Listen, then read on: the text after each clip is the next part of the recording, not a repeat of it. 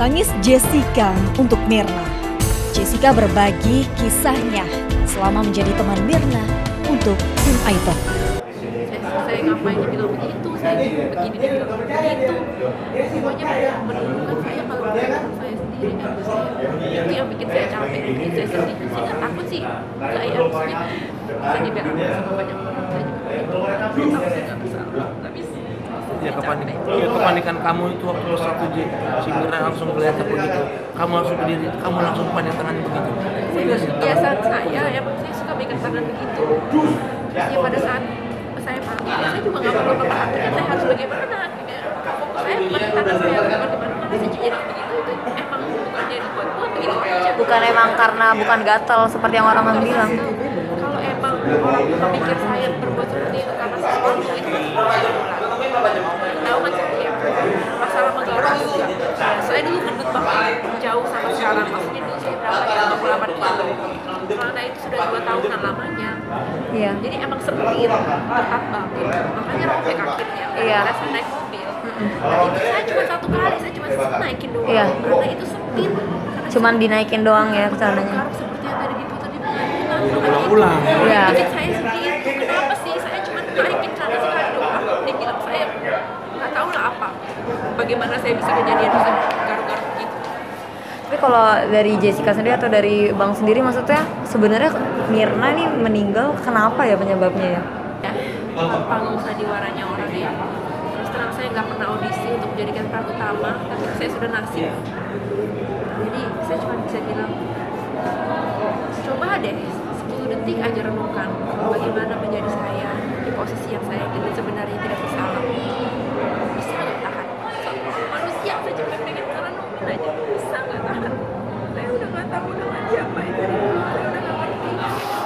Ketika detik ini pun begitu banyak korban yang memojokkan saya gara-gara saya melakukan hal-hal yang saya aja nggak salah sama ditutup begitu. Itu aja capek, bener-bener capek. Terus Iya, soal ini sih Jessica bisa jelasin nggak kenapa saat itu itulah yang Jessica nggak cicipin kopinya karena Saya malas soalnya emang nggak minum kopi, saya habis minum koktail. Terus dua-dua orang itu teman-teman saya bilang kalau ini wanginya aneh, rasanya aneh. Jadi saya sekedar mendekati aja, tapi saya nggak mau. tapi emang wanginya emang aneh gitu kan? Nggak terlalu ingat ya. Cuman saya ingat waktu dituangin sama penyaji, emang saya komentar wanginya itu strong gitu, kayaknya enggak. Ya nggak. Tapi saya kan nggak pernah minum Vietnamese es sebelumnya ya, mungkin karena wanginya seperti itu. Dia juga menjelaskan kalau dia pakai kopi apa gini-gini, memang kopinya strong kalau gini gitu-gitu. Jadi saya ya udah saya tepin aja, saya juga nggak minum kopi itu juga. Terus kan Mirna bilang jam 4-an dan dia datang. Ternyata dia telat. Terus saya bilang saya menggeser kartu saya ke sebelah kiri. Pada saat yang udah, maksudnya saya udah menunggu lama itu saya udah bergeser. Soalnya saya dapat pesan dari WN kalau si Mirna bilang gua udah di sini, tapi dia belum masuk restoran itu. Aku cuma parkir atau apa saya nggak tahu. Jadi saya refleks aja, saya udah nunggu lama loh. Jadi saya geser ke tempat duduk. Ya udah saya duduk kan. Kayaknya hal-hal yang saya rasa saya nunggu saya ngapain aja itu dijadikan dibilang kalau saya itu kan menyeramkan sekali, kenapa bisa jadi begitu saya juga nggak tahu sampai sekarang. Sama yang mungkin orang-orang bingung gitu, masalah penasaran, Jessica bisa jelasin nggak saat yang orang-orang sangka Jessica masukin cyanida lah, tuduhan-tuduhan itu sebenarnya Jessica lagi ngapain saat itu? Lagi minum koktail saya, lagi lihat menu, ambil handphone, saya sempat ngaca juga. Begitu aja, nunggu geser-geser, lihat paperbacknya bagus. Cuma sekedar itu aja, saya nggak berasa saya berbuat sesuatu yang spektakuler atau seperti apa. Enggak. Bisa nengok-nengok yang ada banyak suasana restoran kayak apa sih, lihat aja. Iya. Makanya itu saya nggak habis pikir. Iya. Buat Jessica sekarang orang-orang yang selalu ngedukung Jessica siapa aja?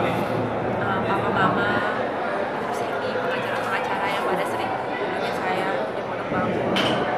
sebutin namanya.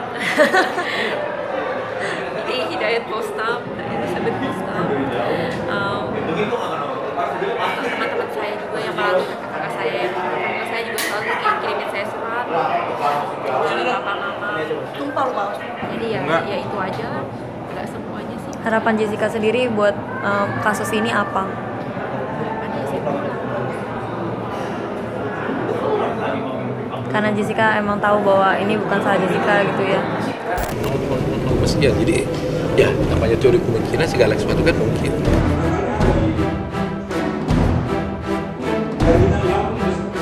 Teori kemungkinan, itulah yang menjadi dasar keyakinan tim kuasa hukum di setiap persidangan Jessica Kumala Wongso. Berbagai saksi pun telah hadir untuk mengungkap satu demi satu tabir petaka sianida. Sejak pekan lalu, ahli sianida telah memastikan bahwa Mirna tewas akibat sianida. Begitu pula dengan dokter ahli forensik yang menemukan adanya sianida di dalam tubuh Mirna.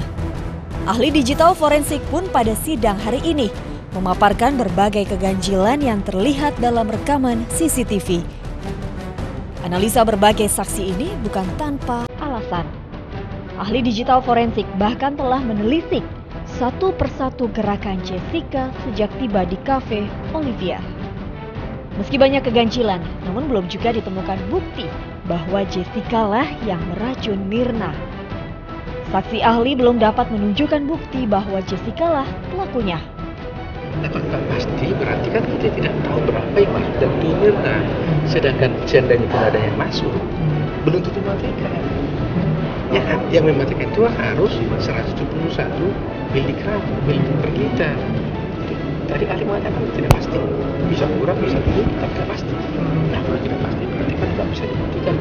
Audisi untuk menjadikan pelaku utama, tapi saya sudah narasi.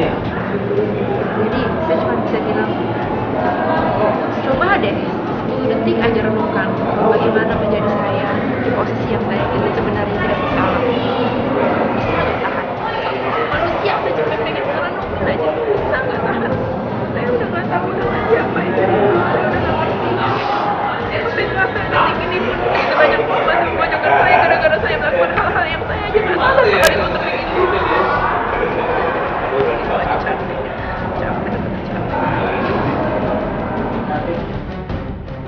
Judex fakti, judex juris, hakim yang memeriksa fakta, hakim yang memeriksa hukum.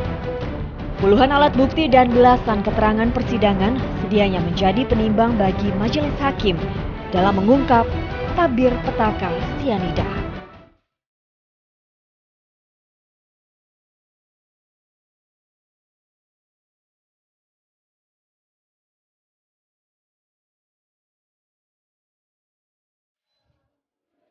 Pemirsa, barang bukti, alat bukti telah dihadirkan.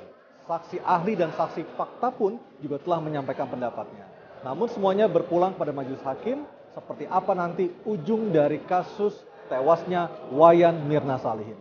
Demikian iTalk untuk malam hari ini. Saya Aryo Ardi. Terima kasih dan sampai jumpa.